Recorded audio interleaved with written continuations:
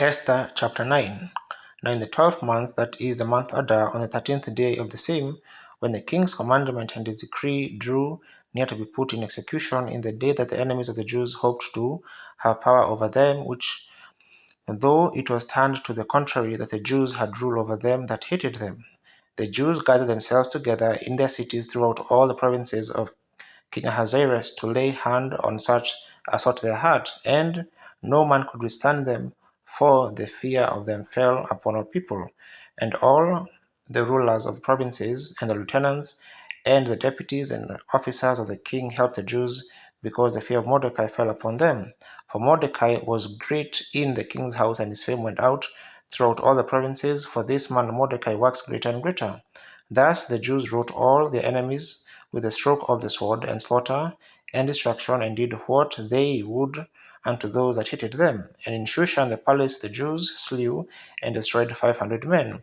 And Parshandatha, and Dalphon, and Aspatha, and Poratha, and Adaliah, and Aridatha, and Parmashta, and Arisai, and Aridai, and Vajezatha, and the 10 sons of Haman, the son of Hammedatha, the enemy of the Jews, slew they, but on the spoil laid they not their hand.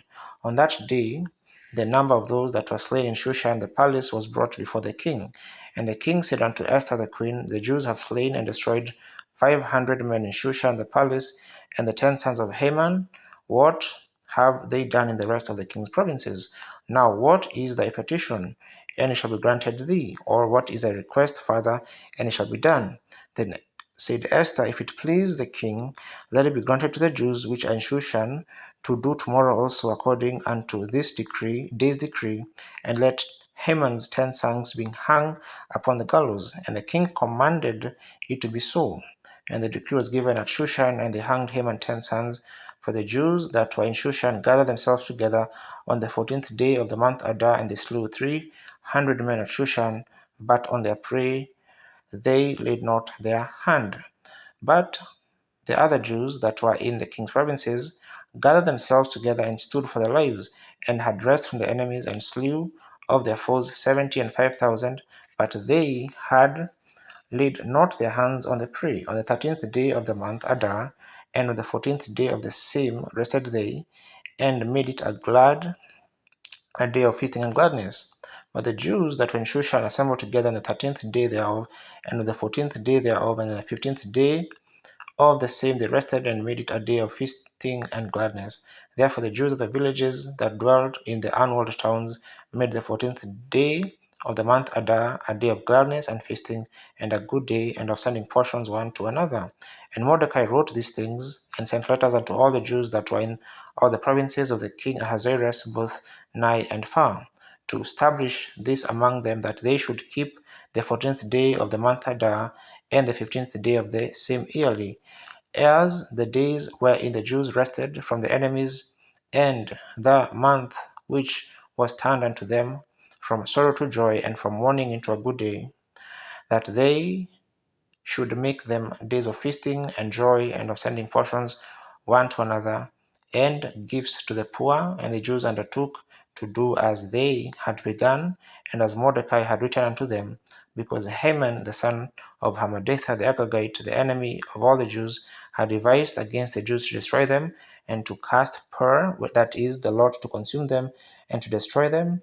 But when Esther came before the king, he commanded by letters that his wicked device, which he devised against the Jews, should return upon his own head, and that he and his sons should be hanged on the gallows.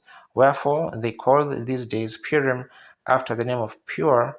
Therefore all the words of this letter, and of that which they had seen concerning this matter, and which had come unto them, the Jews ordained and took upon them, and upon their seed, and upon all such as joined themselves unto them, so as it should not fail that they would keep these 2 days according to their writing, and according to the appointed time every year, and that these days should be remembered and kept throughout every generation, every family, every province, and every city, and that these days of Purim should not fail from among the Jews, nor the memorial of them perish from their seed.